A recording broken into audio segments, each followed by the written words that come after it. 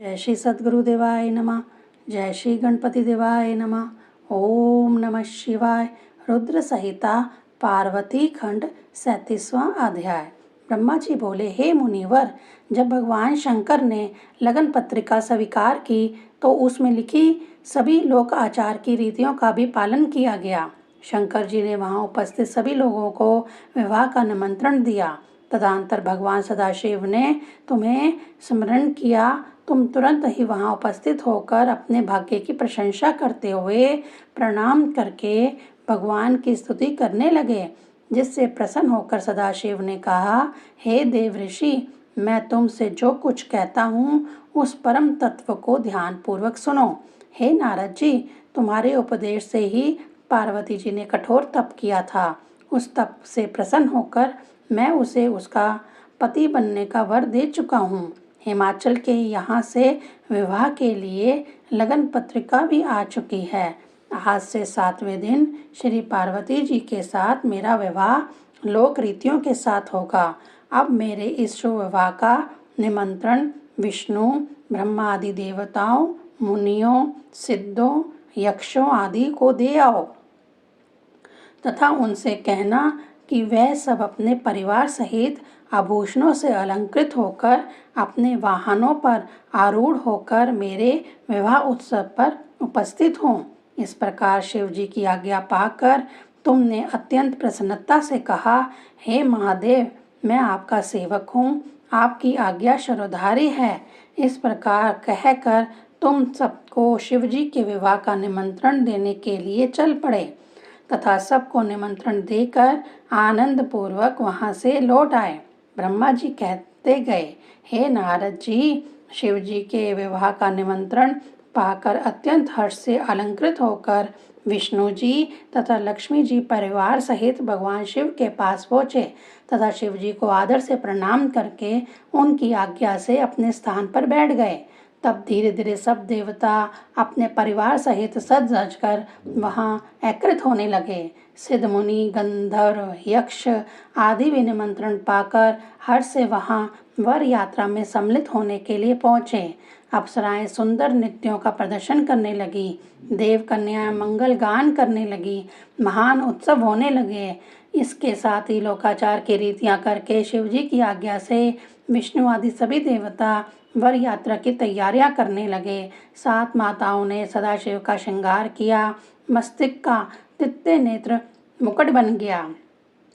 चंद्रकला ने तिलक की शोभा धारण की। कंठ के सर्पों ने दोनों ओर से फन ऊंचे उठा लिए तथा कुंडल के समान प्रतीत होने लगे। शेष समस्त शरीर पर सर्प लिपट गए, जो अंगद आदि आभूषण बन गए। सारे शरीर पर चिता की भस्म लगा दी गई, वह चमकने लगी। वस्त्रों के स्थान पर सिंह तथा मृग की चर्म धारण की गई। इस प्रकार के विचित्र श्रृंगार से सुसज्जित होकर भगवान शंकर दूल्हा बने। विष्णु जी ने कहा, हे शंकर जी, आप गृह सूत्र की विधि के अनुसार विवाह करें। मंडप स्थापना, नंदी मुख, श्राद्ध आदि कुल रीति के कर्म भी आप इसी प्रकार करते चलें। इससे आपका यश होगा तथा लोक रीतियों की मर्यादा बढ़ेगी। ब्रह्मा जी बोले, हे नारद जी, सदाशिव ने विष्णु जी का कथन स्वीकार कर लिया तथा कश्यप, अत्रि, विशिष्ट, गौतम, भंडारिक, गुरु, कव, बृहस्पति, शक्ति, जमदग्नि, महाबल, मधुपिंगल, नील, पूर्णभद्र, यह सब 9 करोड़, चतुर्दक, कर्ण 20 करोड़, हिरण्यमुख, यज्वाक, शतमन्यु करोड़, काष्ठ, अंगुष्ठ 64 करोड़ गण साथ लेकर चले।